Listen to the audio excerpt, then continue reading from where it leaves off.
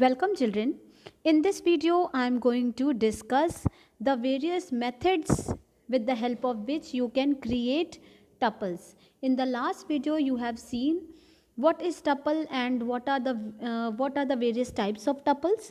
Here let us see in what ways you can create a tuple. Okay? So the first and the simplest method is to keep some values directly inside parenthesis. आपको मालूम है कि जो tuple होती है, tuple is a collection of elements enclose with in parenthesis. तो सबसे आसान तरीका जो होता है टपल बनाने का, that is to just keep some values inside the parenthesis separated by comma. Okay, so this way you just keep some values inside the parenthesis and create the tuple. So here are some examples. Here you can see this is a tuple of integers where I have kept 3 integers within the parenthesis. Here it is a tuple of numeric values where I have kept integer as well as floating point values within the parenthesis.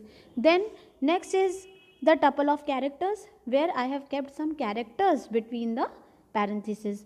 And this is a tuple of mixed type of values, means here you can see that string is also there, integer is also there, float is also there, special character is also there. So this is a tuple containing mixed type of values.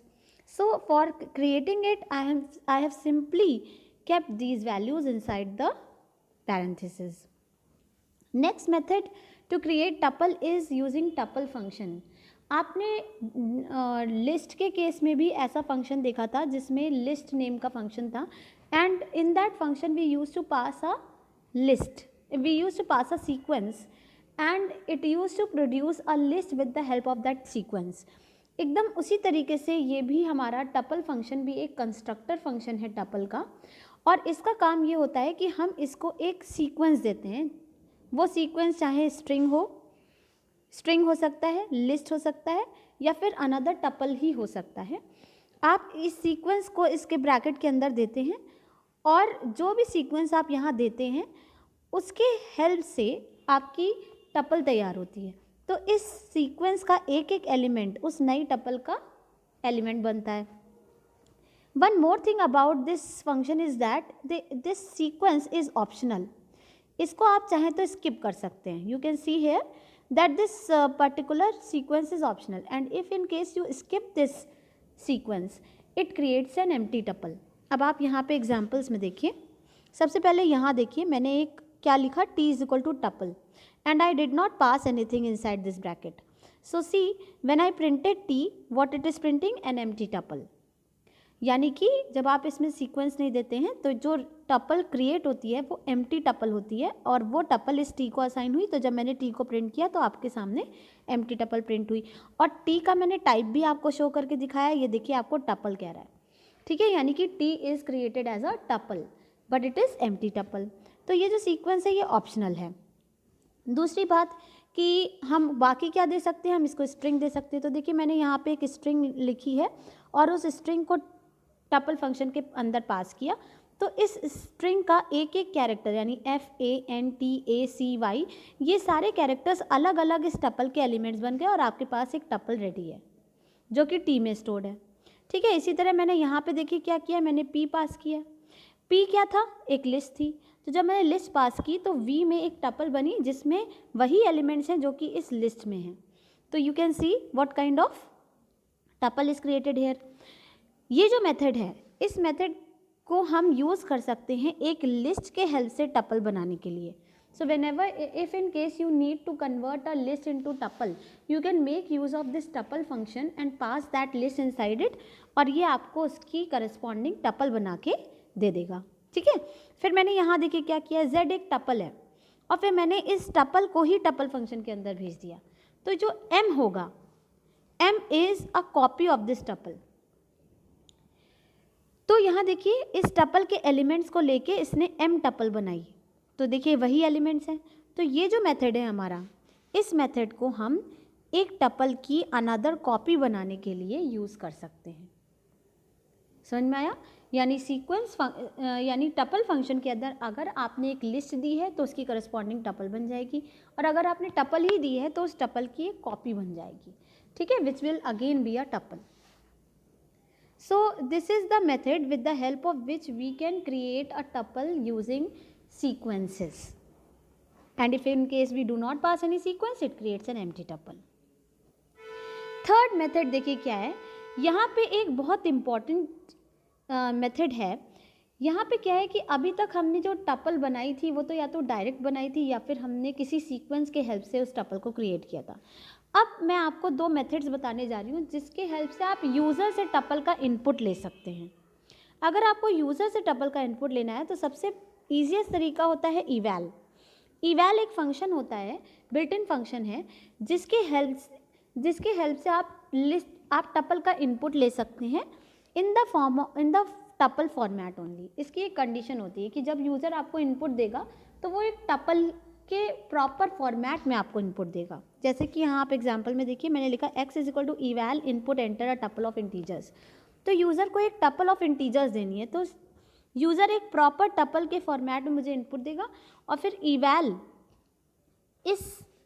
इसको identify करके इस tuple को x में store कर देगा. तो देखिए आपने जब x को प्रिंट किया तो आपको टपल प्रिंट हुई, ठीक है. इवैल फंक्शन आप पहले भी यूज़ कर चुके हैं. This is a function which has the capability to identify the data type of any value.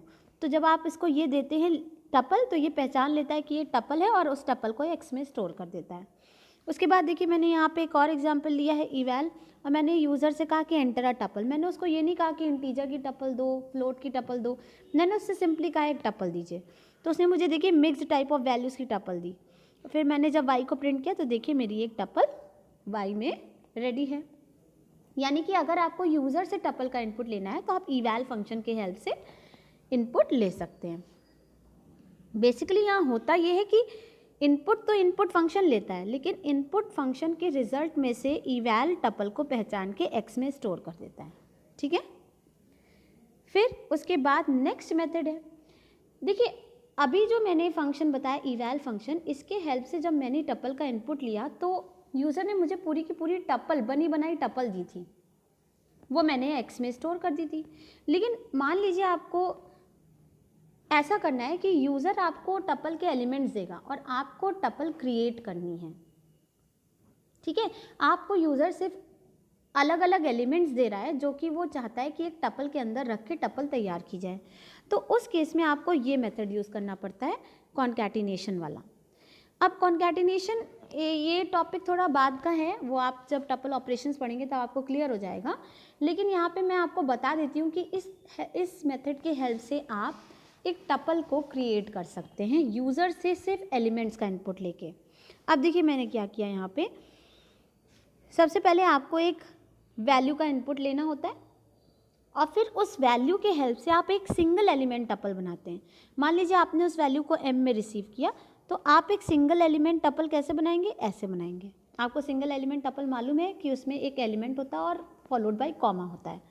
तो ये मैंने सिंगल एलिमेंट टपल बना ली.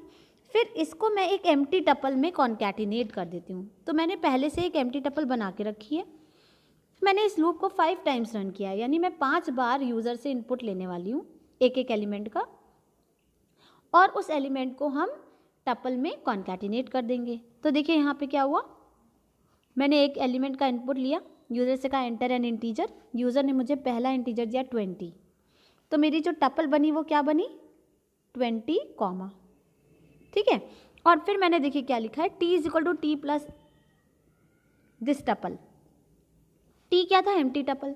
तो जब आप एक एम्प्टी टपल में सिंगल एलिमेंट टपल कॉन्कैटिनेट करेंगे तो एक टपल बनेगी जिसका कंटेंट होगा ये.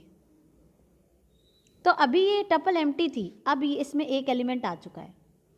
इसके बाद देखिए यूज़र ने मुझे दिया 40, क्योंकि लूप 5 टाइम्स चलेगा, 40 दिया. तो अब मेरी टपल एम्प्टी नहीं है, अब मेरी टपल ये है, ठीक है. और इसमें मैंने एक सिंगल एलिमेंट टपल जो बनाई इस एलिमेंट से, 40 है, ये एलिमेंट से बनाई और ये इसमें कॉन्कैटिनेट हो गई. तो रिजल्ट क्या होगा, 20 कॉमा 40, इतनी टपल रेडी है, ठीक है. उसके बाद देखिए क्या होगा, यूज़र ने दिया 50, तो अब मेरी टपल है 20 40 और यूज़र ने मुझे दिया 50, तो 50 के मैंने एक सिंगल एलिमेंट टपल बनाई और ये कर दिया 20 40 50। ठीक है, फिर देखिए उसके बाद दिया 10, तो 20 40 50 मेरे पास पहले से था और यहाँ पे 10 सिंगल एलिमेंट की टपल मैंने कॉन्कैटिनेट की और बना 20 40 50 एंड 10। समझे? तो इस तरह से अब 30 मिला तो 30 भी इसमें आगे ऐड हो जाएगा और फिर आपका लूप फिनिश होगा। जब आप बाहर आएंगे तो आप देखेंगे कि आपकी टी में एक टपल रेडी है जिसका कंटेंट 20 40 50 10 30 है। तो इस तरीके से हम एक एक एलिमेंट का इनपुट ले रहे हैं, उसकी एक सिंगल एलिमेंट टपल बना रहे हैं और उसको एम्प्टी टपल में कॉन्कैटिनेट करते चले जा रहे हैं। तो इससे मेरी एक एक करके टपल क्रिएट हो जाएगी। सो these are the ways in which you can create a tuple. I hope the methods must be clear to you. If you have any confusion, you can write it in the comment section. Thank you so much.